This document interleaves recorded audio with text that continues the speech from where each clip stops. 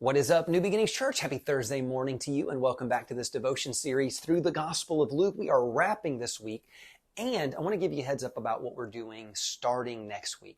Starting next week, we're going to take a couple weeks in July, and then the whole month of August, and we're going to move into something that I'm just calling meditations. What we're actually going to do is something that I've been practicing, which is I wake up in the morning and the first thing I do is I literally just listen to the scriptures. And so in doing so, all I want to do is I listen to the scriptures and then I listen to worship music. And that's how I start my morning. And so I thought I'm going to give that to you for the next 6 weeks, starting next week and then all through August, where every morning I want you to wake up. You don't need commentary from me. You don't need teaching from me. Just the scriptures and let it roll right over you. But we're wrapping this week on the book of Luke. I'm going to give you one more trip down the road to Emmaus today. It's amazing. Again, the road to Emmaus was this 7-mile journey where Jesus gives them the best Bible study maybe ever, where he walks them through Moses and the prophets and shows them how this death and resurrection, this is the way it was always meant to be. And I'll give you one more. It's something we call Passover. Now, Passover was one of the feasts of Israel. They had 7 feasts throughout the year, and Passover was one of them. And on it, they took a lamb, and then, of course, they sacrificed that lamb. It goes all the way back to the Exodus story. When they were coming out of Exodus, God said, judgment and death will come upon the land, but if you'll sacrifice this lamb, put the blood on the doorpost, death and judgment will pass right over you. Sound familiar? Well, look at these 8 big parallels to this story. Number one is this, is that there was a specific number given that you had to choose the lamb 4 days in advance.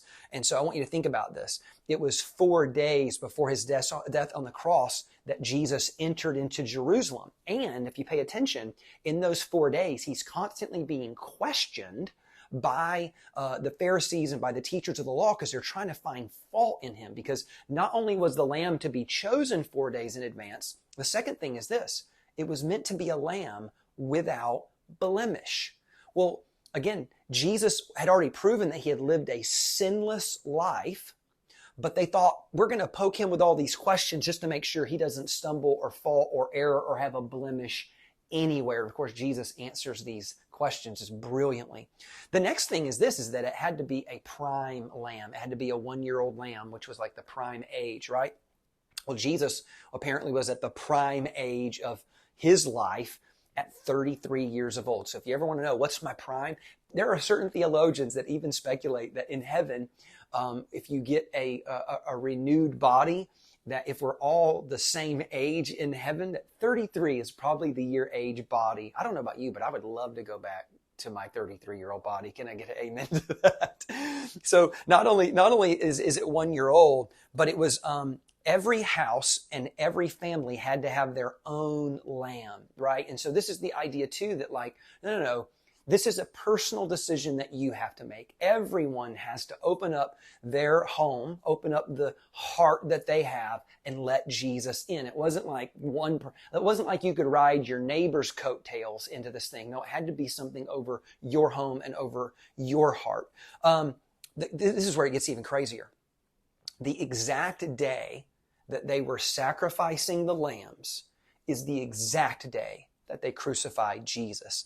The Passover lamb was to be slain on the eve of Passover on the afternoon of the 14th of their month, Nisan, N-I-S-A-N.